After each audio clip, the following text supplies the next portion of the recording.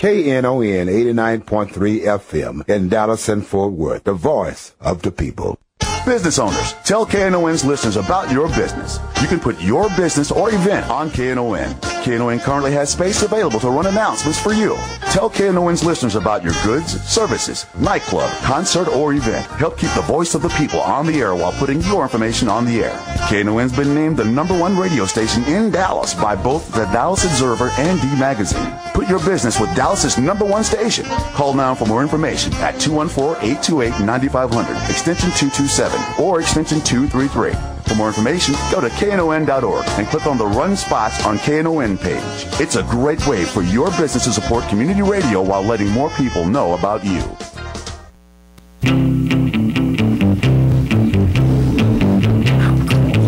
morning, it's Workers Speak. We're excited to be here with you today. 972-647-1893 is the number, and we are here with Bonnie Mathias. That's right, live and in person. Wow, that was loud. Sorry. You sound really good. Okay, good. You do What's too. the thing you have to read? I have this. KNON will be in the Martin Luther King Jr. Parade this Monday at 10 a.m. It starts on Martin Luther King Boulevard in Dallas. We have they donated Fiesta Limousine and the KNON Volunteer Crew Fleet. We will be broadcasting live. Is that cool?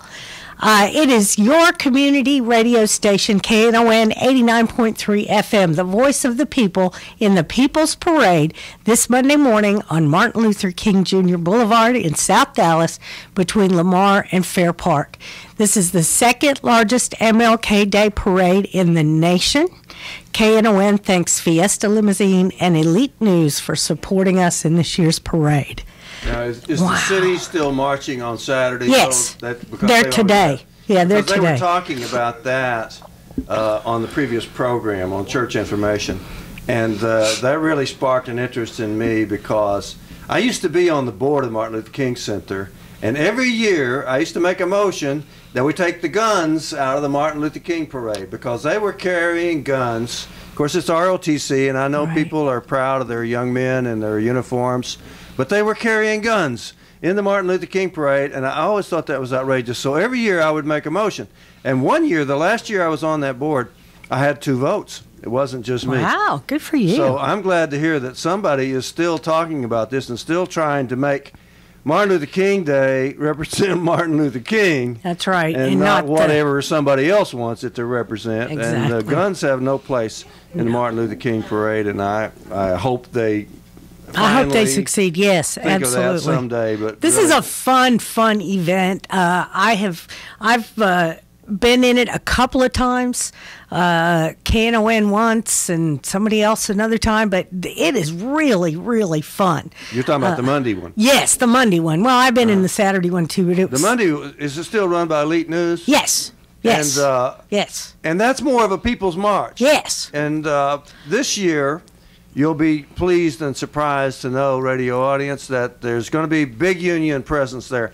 The largest union in the area, actually, I think it's the largest single union in Texas, which is the teachers union. The American Federation of Teachers, which they call it here, they call it Alliance AFT. They're going to march on Monday. And what color are they wearing? Blue, I think. It's not red. I think it's blue this year that the teachers are going to wear.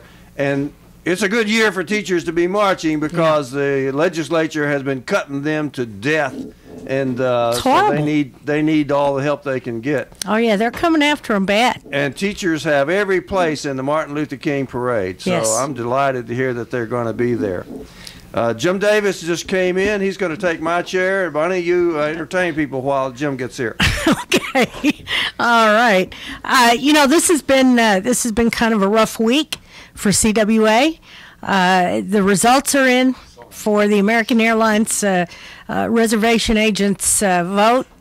CWA lost by 150 votes, y'all. 150 votes. The one good thing, the merger looks like it's going to go through with U.S. Airways. Their reservation agents are already CWA, so hopefully we could just get that merge together and move forward. Very frustrating. Very frustrating. My friend Mike Lavarlo has been working on this for many, many years, and it's been a tough role. But Bonnie, how's the merger going to work now? Because all of these people, the union members anyway, they all have a seniority list. Right. Everybody knows who's ahead in seniority and who's behind. Right. So when they put the two companies together, how are they going to put them together? I don't know. But they did work it out. I believe they have worked it out. They did work it out, because that's always a sticking point when you bring two companies together that have got seniority. Because, like, if you're 33rd, man, you don't want to be 34th. No, you don't. Especially not when 31 is moving closer and closer to the door. Yeah, and if you're number 3, you don't want to be number 4. It's a really big deal it's during huge. these mergers. And of course, we've had nothing but mergers and downsizing since Reagan got elected. Pretty much. It's been like that in America ever since then. Now, Jim Davis just joined us. Good morning, Jim. Get closer to the microphone. Say hello. Hello. Glad to hear from you. Now, Jim, you're writing a book. What's this about? The Rise and Fall of America's Middle Class. Wow. And it probably...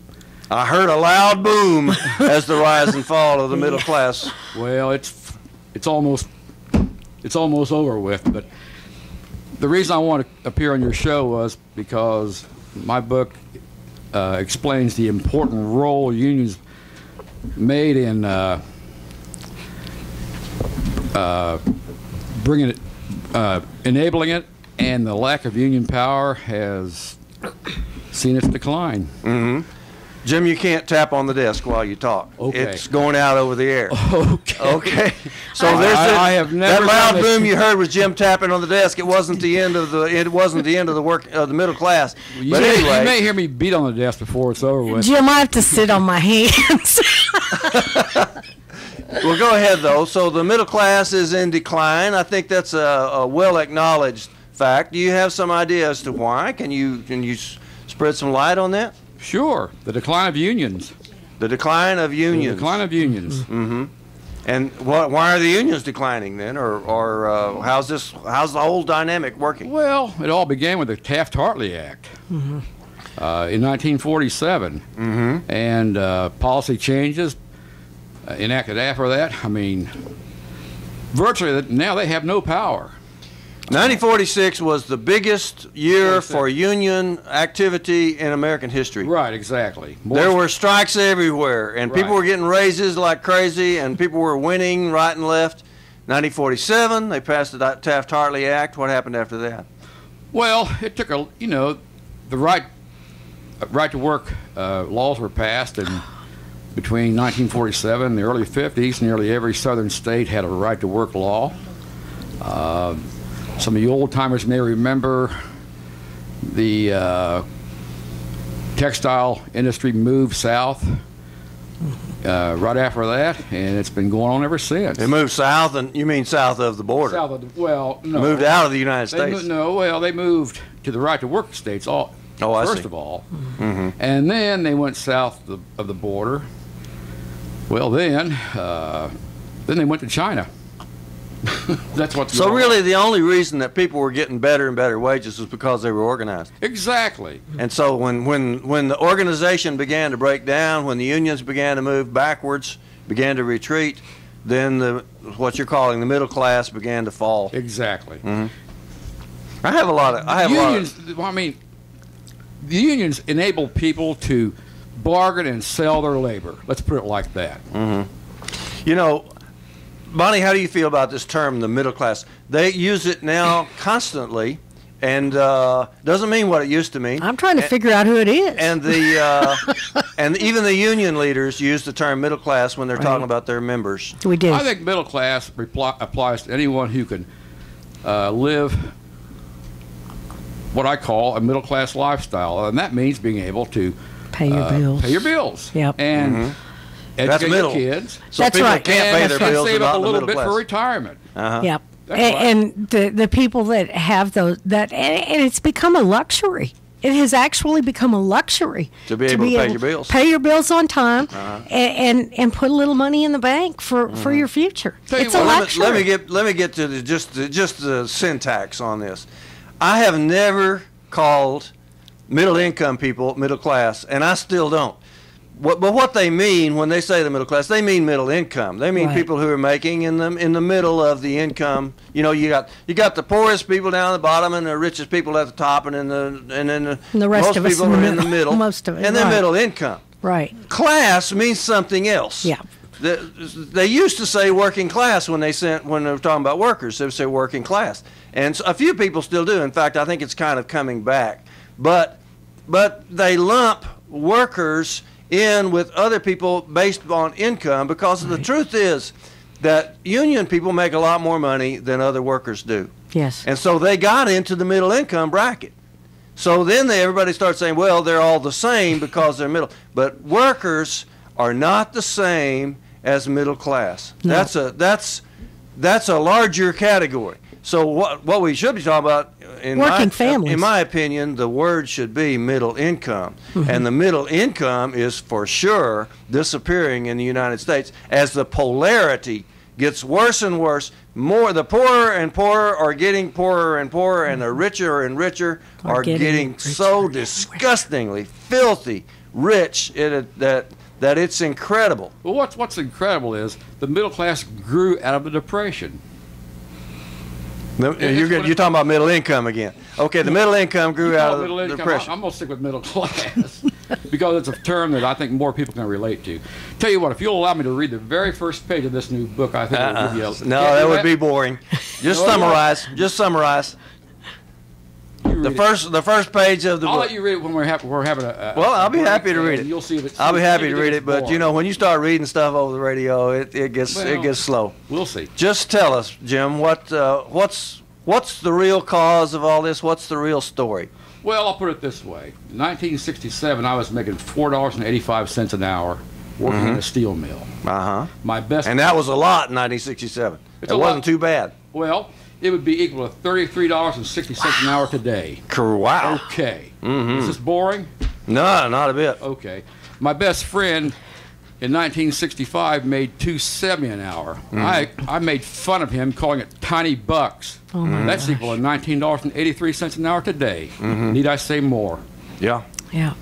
I made my first oil field job. I made $1.67 an hour. What year? And I was rich. All the other kids were working for 50 cents an hour. Wow. And I was making $1.56 an hour and a 56-hour week.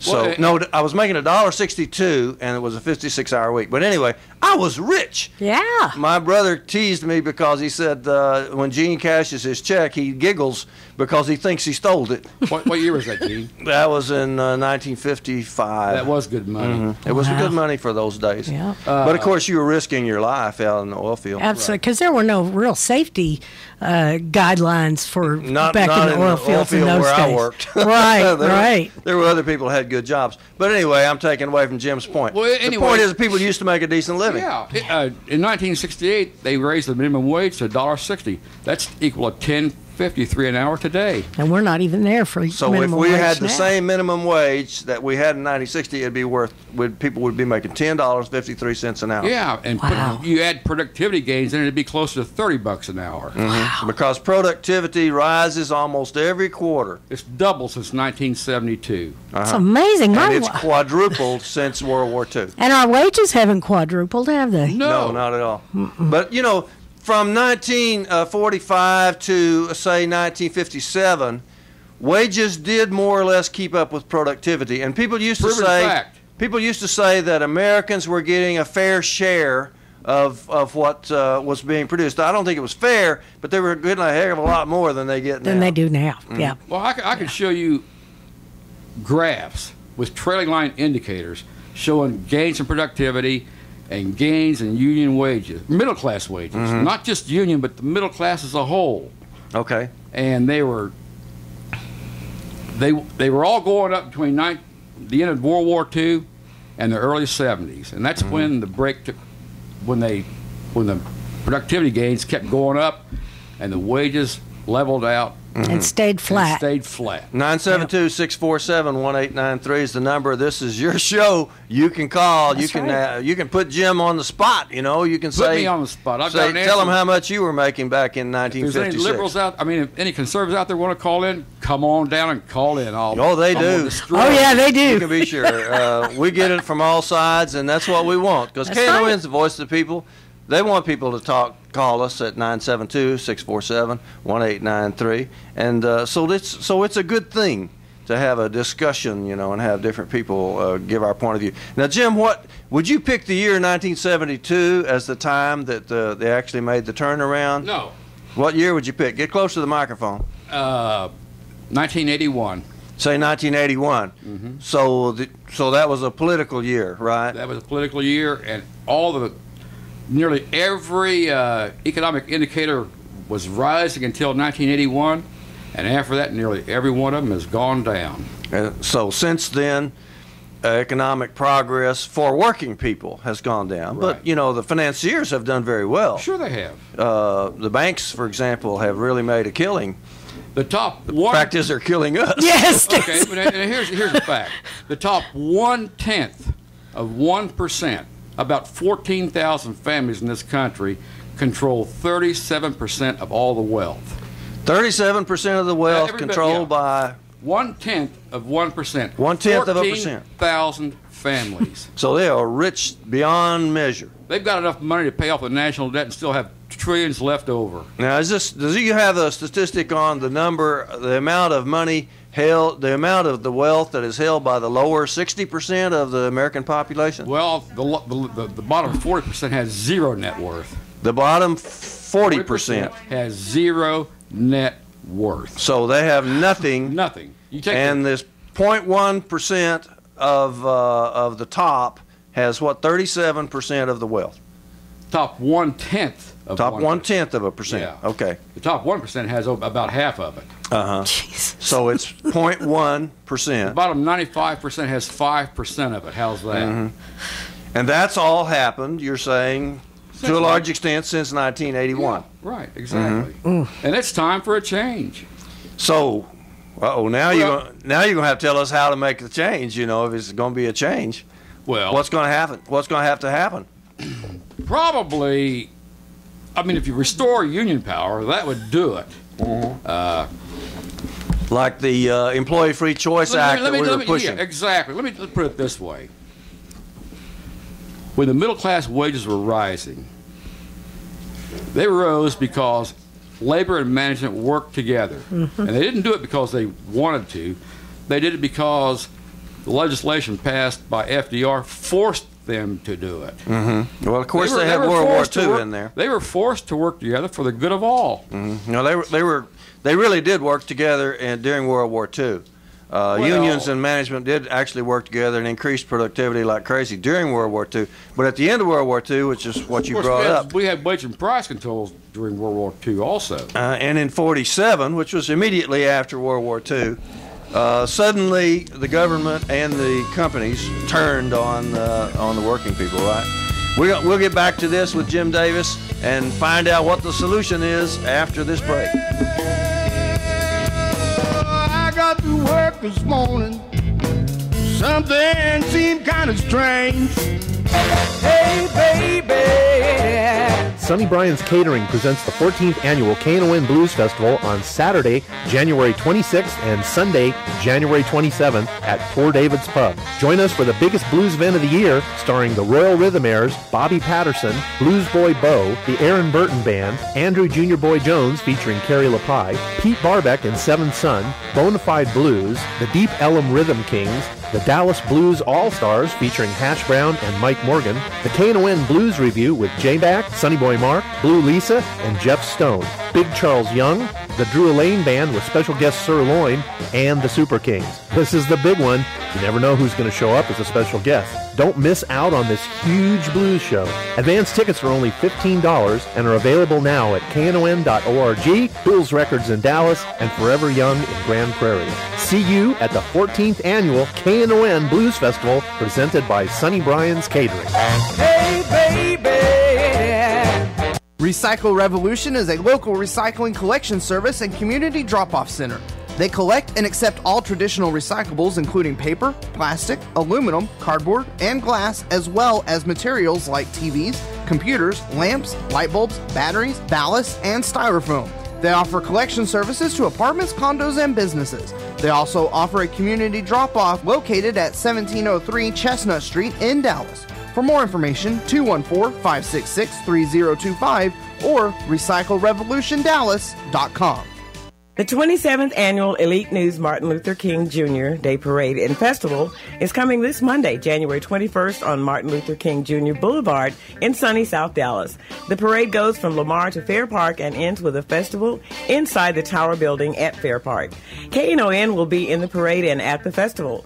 The annual Elite News Martin Luther King Jr. Day Parade and Festival, the People's Parade, is a 27-year-old historical community celebration founded on tradition, heritage, and commitment. The voice of the people, KNON 89.3 FM in the People's Parade, the 27th Annual Elite News Martin Luther King Jr. Day Parade, 10 a.m. this Monday morning on Martin Luther King Jr. Boulevard in Dallas. Without the work of Martin Luther King Jr., a station like KNON would not have been possible. The voice of the people celebrates Dr. King's legacy. Blue Monday, I hate Blue Monday. Got to work. Uh-oh, they call me singing again. We're on the air. It's the Workers Beat. I'm Gene Lantz. 972-647-1893 is the number. Bonnie Mathias is right there. I am. And Jim Davis is getting up close to the microphone to say hello. Hello. Now, I got a call a while ago. We thank Chris so much for calling, but he was on his way to his golf game, could not stop to talk. That's too bad, because this would have been good. Let me tell you, Bonnie and Jim, what Chris had to say.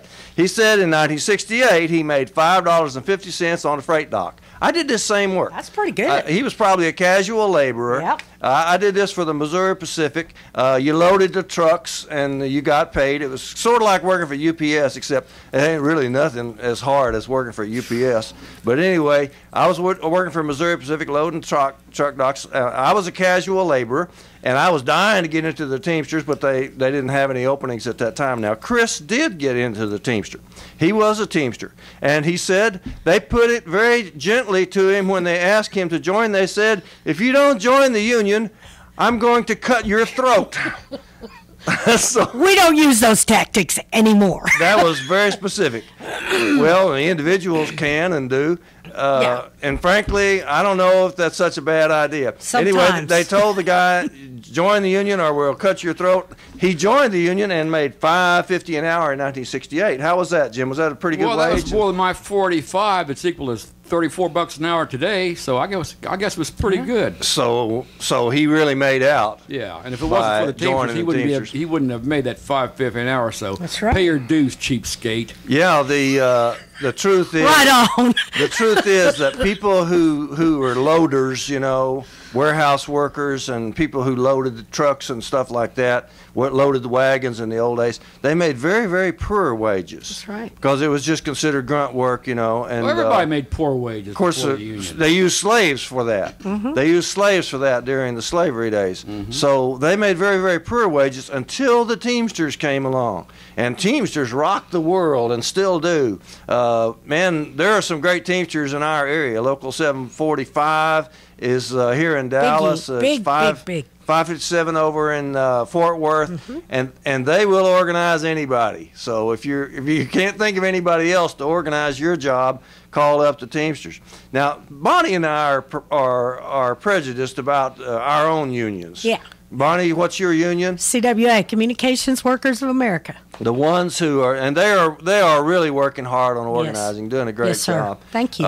United Auto Workers is working on organizing and working on other things. That's my union. Union with a very proud history of absolutely of doing things. CWA is working right now on trying to fix the Senate.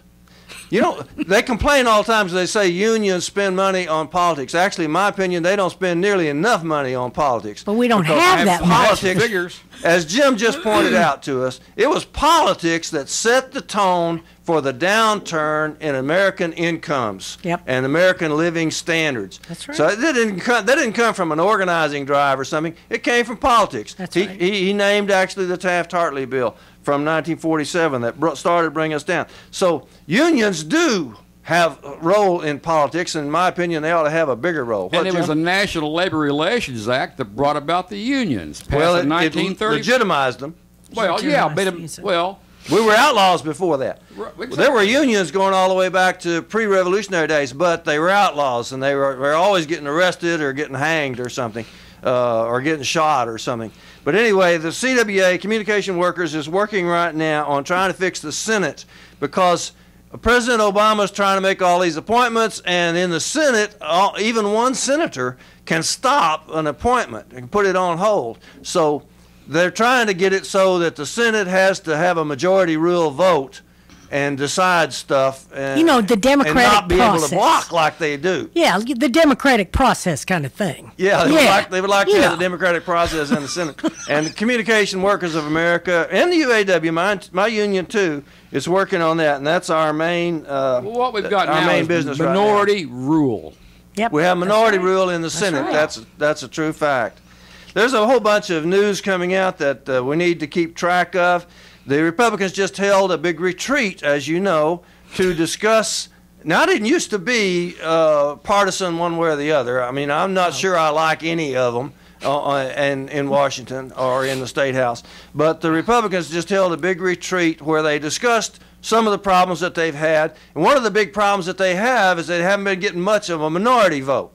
The minority vote's been pretty hard on the Republicans lately. So they held a retreat. But the funniest thing about it, Bonnie and Jim, is that they held the retreat in a former Southern slave plantation. The site of I think they call it Fuller Plantation or something like that outside Williamsburg, Virginia. And they wonder why they can't get the minority vote. Yeah, and then they held a retreat there. Oh, they're so smart. Something else that is just brimming with irony, and I almost hate to say this because this is gallows humor. This is dark humor, if it's humorous at all, and maybe it's not even humorous. But in the newspaper 2 days ago, it said on the front page that Walmart was going to offer jobs to veterans. And then on the next page, it said that suicides were at an all-time high among veterans. And then, did you read on in the article to see how much they were going to pay those veterans? Yeah. $8.81 an hour. If you're lucky, yeah. And you live in terror. If you work for Walmart, you live in terror all the time because they don't let you have a full work week. That's right. You can't make 40 hours a week working for Walmart for most people. And they said in the article these would be part-time jobs. Yeah. They don't have full-time employees. So they're going to the veterans and saying, things look dark to you now. Come on. Yeah. How about this? Suppose you have to ponder a future of working on a job where you're in terror every day that they're going to send you home early or that they're not going to let you have enough hours that week to feed your children.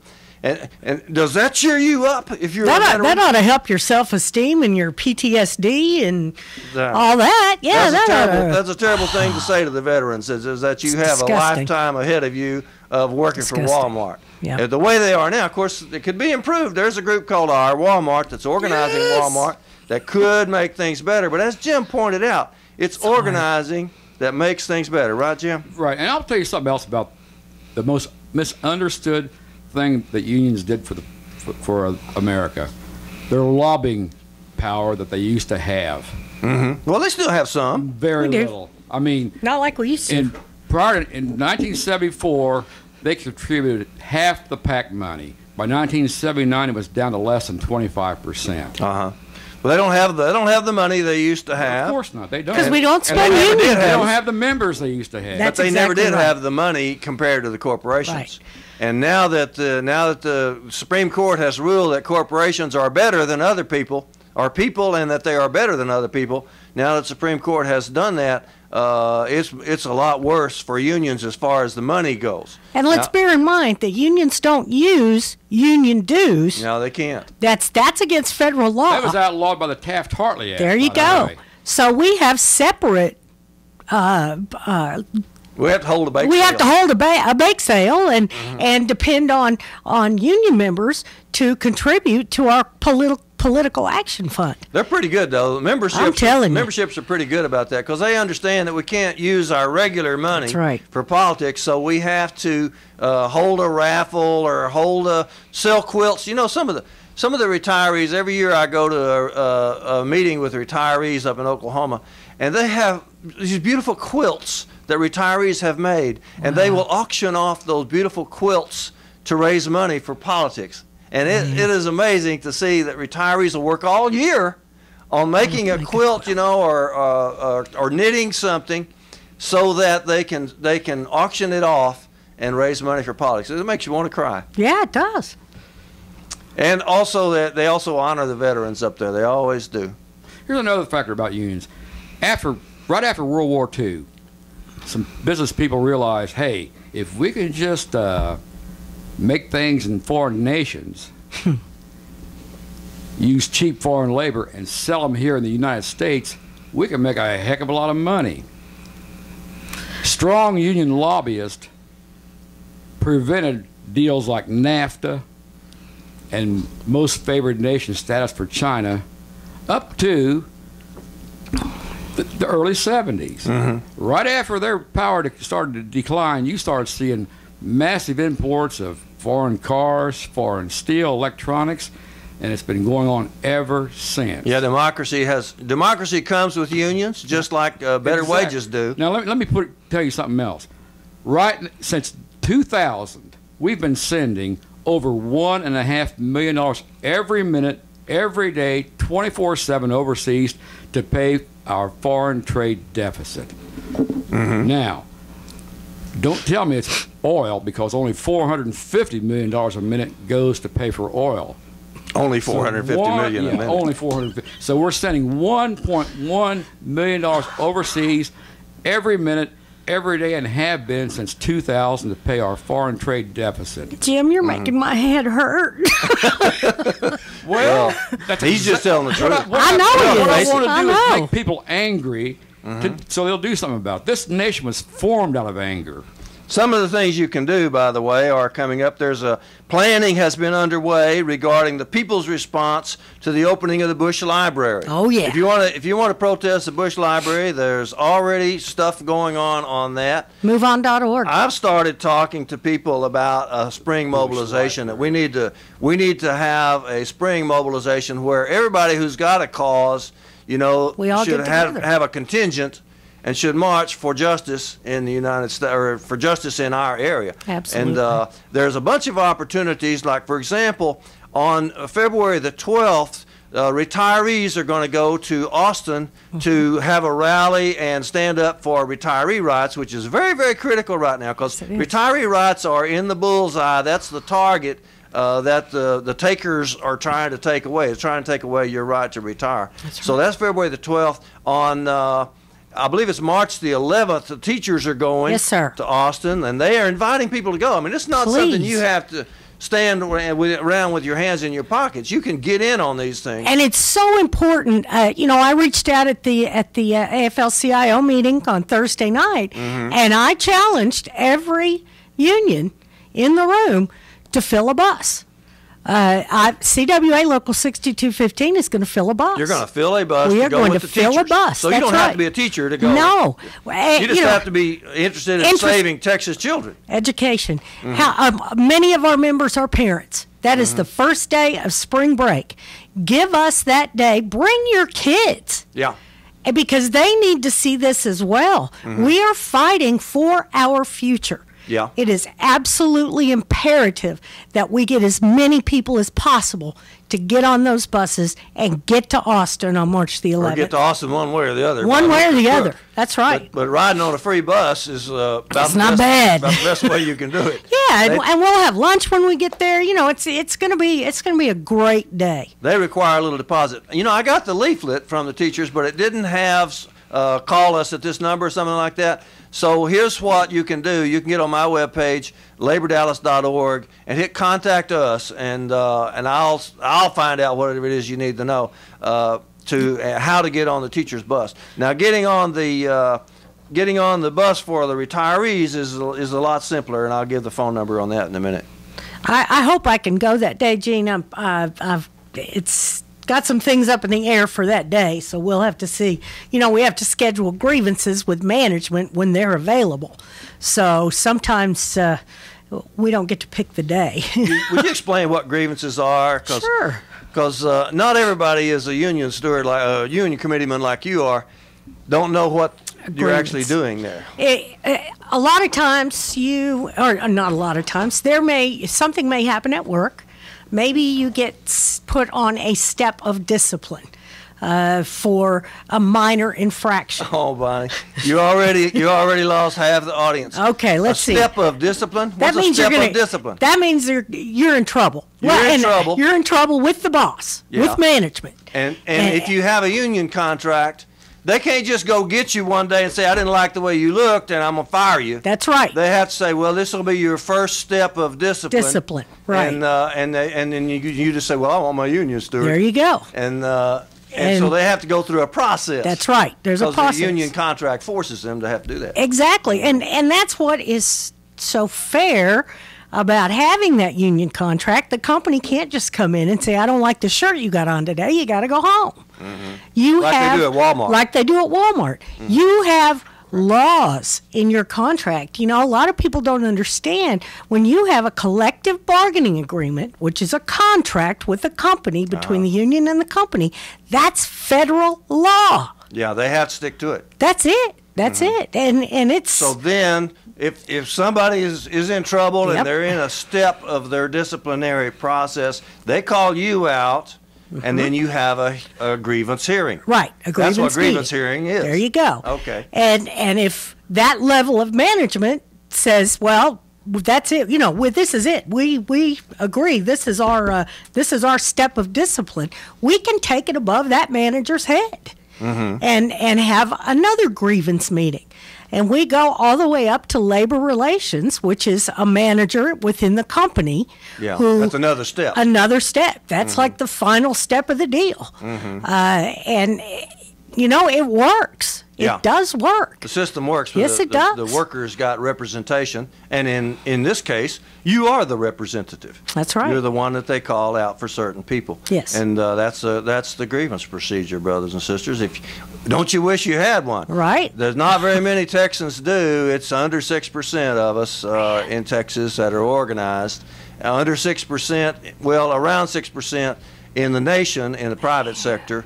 Fortunately, we also have a number of people that are organized in the public sector, but they are being hit hard by the anti-worker politicians. Here's the deal on going to Senior Day at the Capitol on February the 12th. This is a product of Judy Bryant, who is a genius friend of mine, who can actually organize buses and has done it for years. She's going to organize buses to go to Senior Day on February the 12th, and here's how you can reach Judy Bryant. 214-729-0063. 214-729-0063. It's free. Knon don't let us advertise stuff that costs. That's right. We can only advertise stuff that's free. Yeah. And so call Judy Bryant if you want to go on February the 12th. It's going to be a free bus ride and free lunch while you're down there. Cool. 214-729-0063. And I'm really looking forward to that. The teachers will be very similar to that. It'll be March the 11th. And we'll be right back after this break.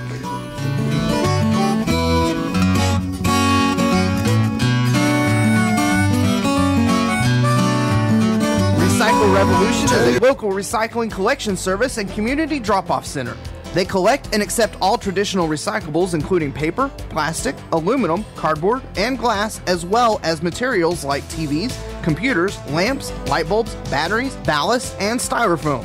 They offer collection services to apartments, condos, and businesses. They also offer a community drop-off located at 1703 Chestnut Street in Dallas. For more information, 214-566-3025 or recyclerevolutiondallas.com. Would you help a worthy burn? This is Sunny Boy Mark, and I'd like to take a minute here to tell you about over 60 minutes of great blues listening available now on KNON's Texas Blues Radio Volume 5 Blues CD. This is some great stuff, folks. 15 tracks from the Two Tones, Blues Boy Bo, Buddy Whittington, Andrea Dawson, Kirkland James, Sonny Colley, Johnny Red and the Roosters, the Chris Watson Band, the Rough Cut Blues Band, Jeff Stone with Charlie Love, David Millsap, Sir Loin and the Ass Kicking Machine, Michael J. and the Paul Bird Band, and JJ and the Detonators. The 1,000 copies we made are selling fast, and we won't reissue it. Get yours now at Forever Young Records in Grand Prairie, Record Town in Fort Worth, and in Dallas at Bill's Records and Rewind Music. The CD is available as a download at cdbaby.com. All proceeds benefit KNON, sponsored by Forever Young Records. Vinyl copies available at Forever Young Records only. For more info on Texas Blues Radio Volume 5, visit knon.org. Your ears been bending for some blues? Well, feed them the real thing with Texas Blues Radio Volume 5.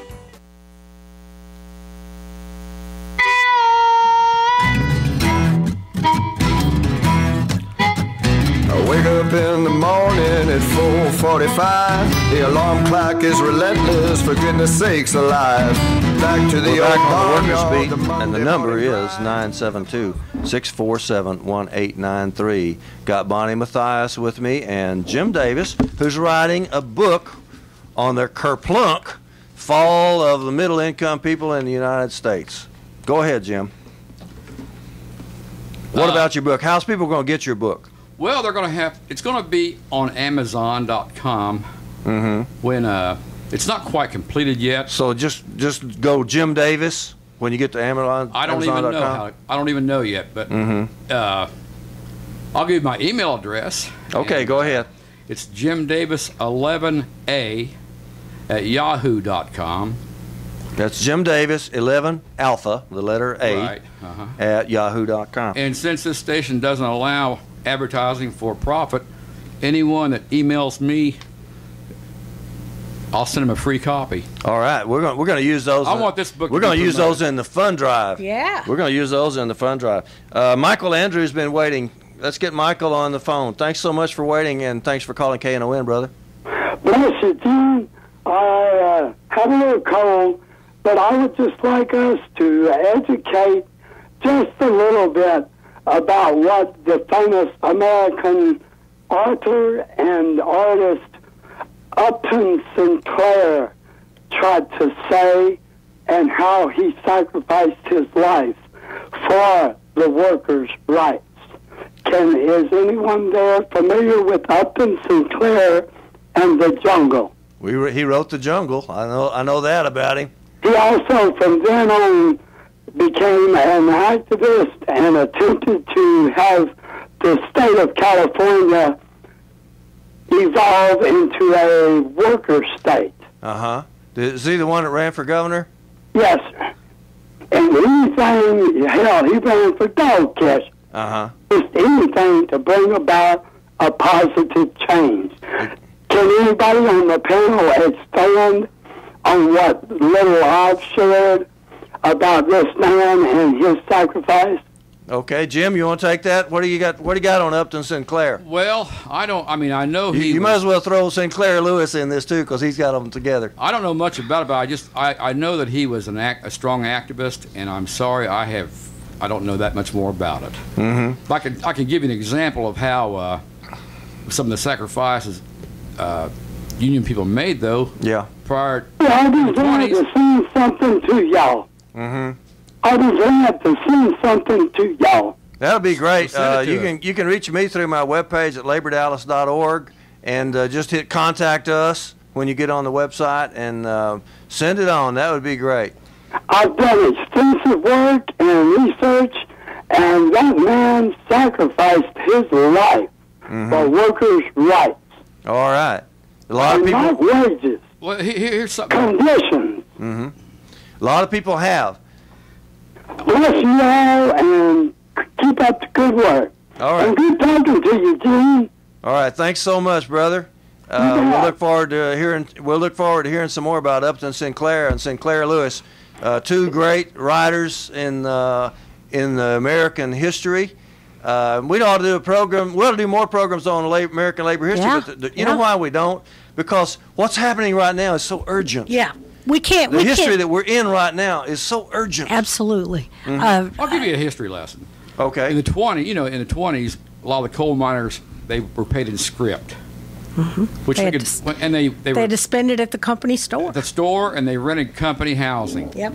Well, in the 20s in West Virginia, some of the miners went on strike, and they were machine gunned and strafed by private aircraft while officials turned a blind eye. You sure that was private aircraft? Yes. You're talking about I you're believe talking it about the was. Battle of Blair Mountain. I believe it was that government. in Colorado? I believe No. it was in government. Uh, In Colorado. That in was the Ludlow Massacre. In Ludlow Massacre, which I believe was 1913. Well, now maybe Yep. I would. They were assume- strafed by I- machine guns. Yeah. But it was at Blair Mountain that they actually bombed them from the air. Right. These are miners who are actually bombed from the air, and I believe that's in West Virginia. There's a little tiny monument there if you ever get there. But nothing was done about it. Uh-huh. And that God was the bless political Mother system back in Jones. Well, those something was days. done. Yeah, they broke oh, yeah, the they strike. broke the strike. They killed enough miners to stop the Right. strike. God bless Mother Miners, Jones. their wives and children, I might add. Uh-huh.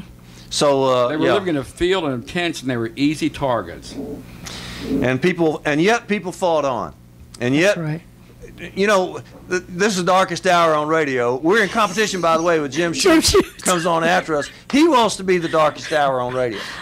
But I think we are still the champions I think so, on the Jim. darkest hour on radio. I think so. Because we announce so many bad things that are happening. But the good thing is that people never quit. Yep. And we ain't quitting. Jim Davis not quitting, Bonnie Mathias not quitting, and Gene Lantz not quitting. Go ahead, Heck, Jim. I'm 69 years old, retired. It's not gonna. I'm not gonna live long enough to see the complete fall of the middle class. I just don't want to. I just don't want the younger people to witness it. You want something done right now. I want something done. Well, give us some ideas, Jim, about what people should be doing. Well, I think maybe talking about some of the labor history and some of the struggles would be beneficial. That's true. The book that I'm writing contains, I believe, enough information and statistics that could dispute any claim any conservative makes. Because, well, for example, Reagan's tax cuts increased revenue, but how many people know that he increased taxes on the bottom 60% of the population? Yeah. But that's true. He increased the bottom rate from 0 to 15%.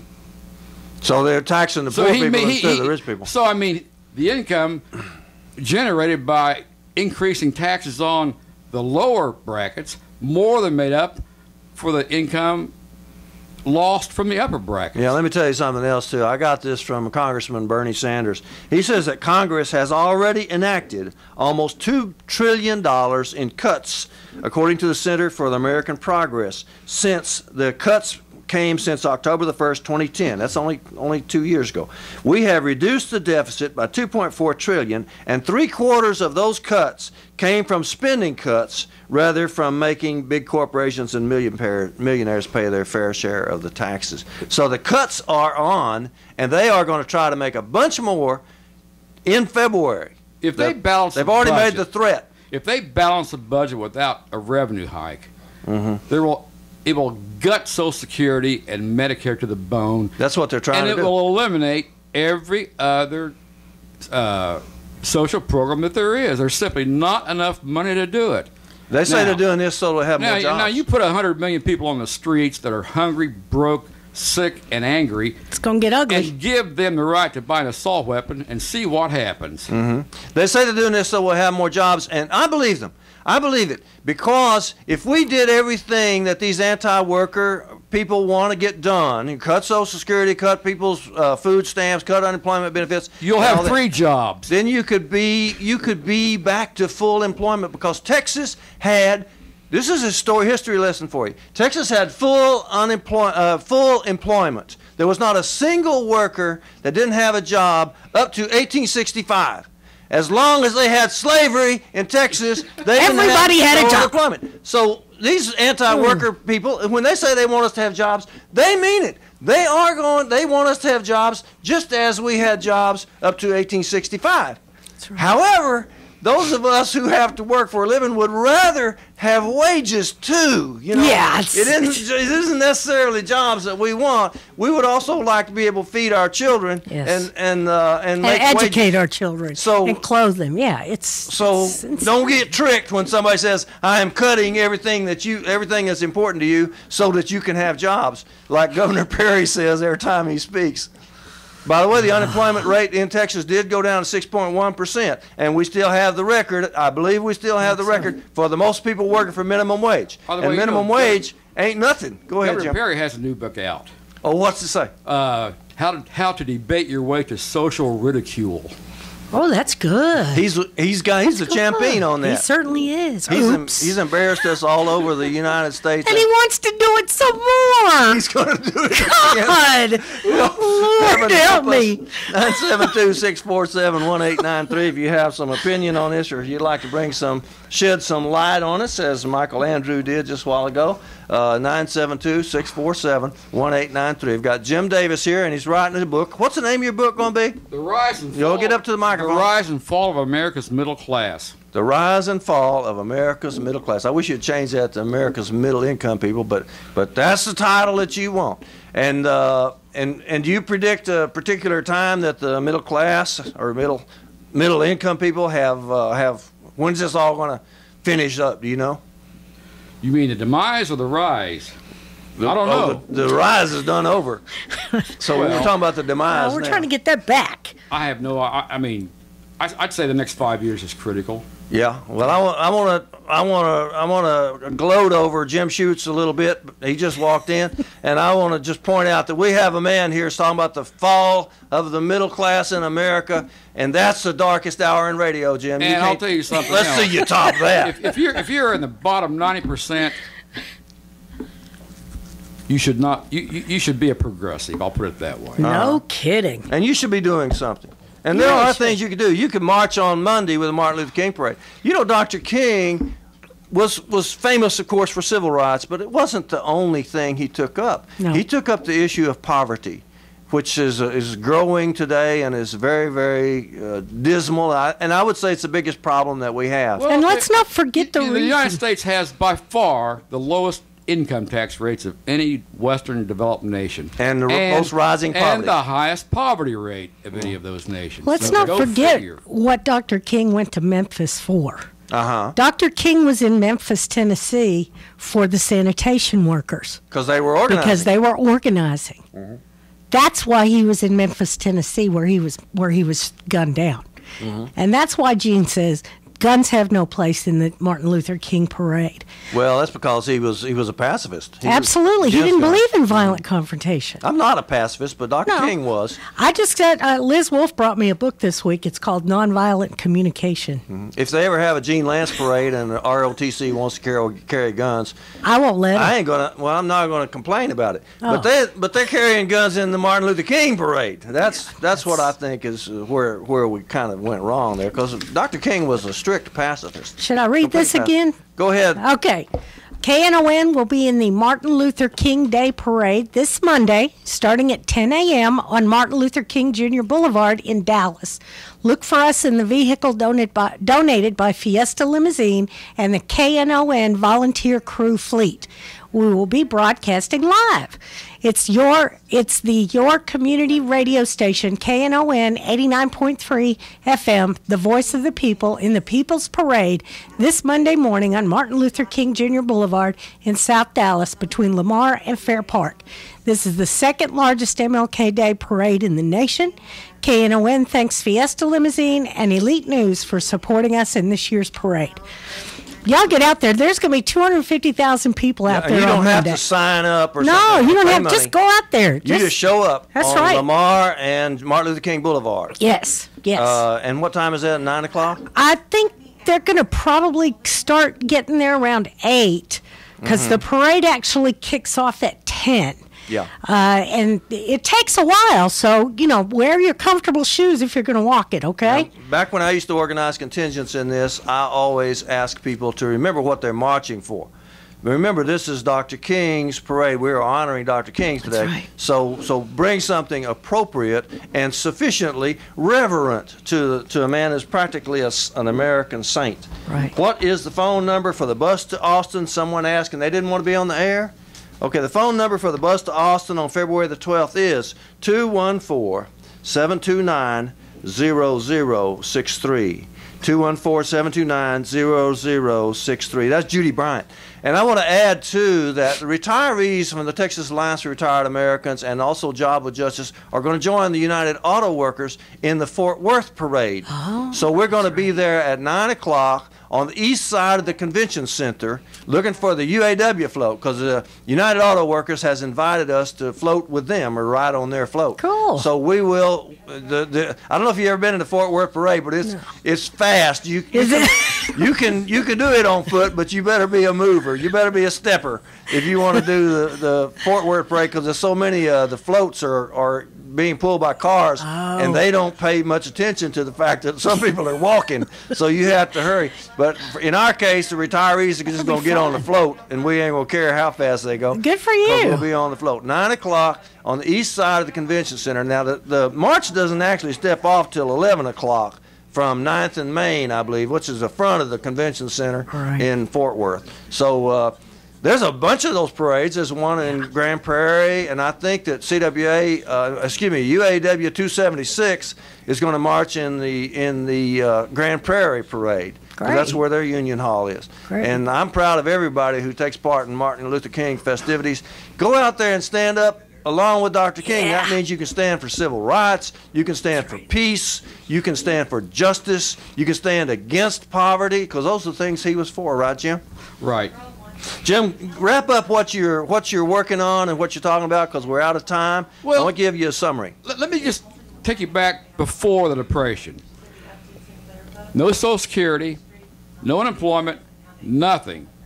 If you lost your job or retired and didn't have any savings, you went to a poorhouse or a poor farm, which consisted of putting a bunch of people in a big room all together, and ex-convicts, prostitutes, anybody that just fell on hard times and didn't have any money had to go. If you were able-bodied and were able to work, if you didn't work for someone, they could throw you out, and all the money earned went to the county. I mean, and it gave employers and crooked county officials a great opportunity to capitalize on that. So if that's what you want to see in the future,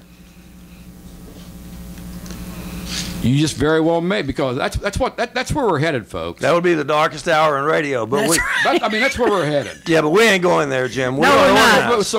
Because we're hard. We need to know a little bit of the history of what things were like before FDR passed about a half a dozen laws that brought about the wealth this country has today. So if we could just get back to those laws that federal FDR passed. And they were the Social Security Act, the National Housing Act, Fair Wages Act, the Social Security Act, and the GI Bill. What do you think about, do you think we should have a new WPA? Wouldn't be a bad idea. See, I think, and what was the other one? CCC?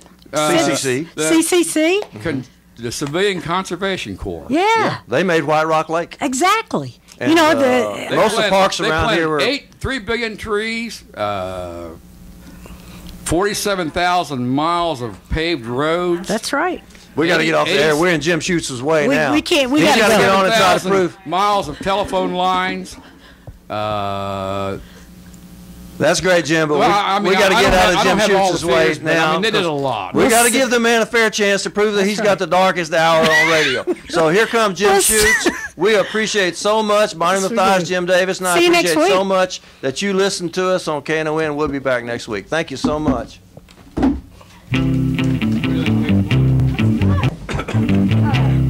KNON 89.3 FM in Dallas and Fort Worth, the voice of the people.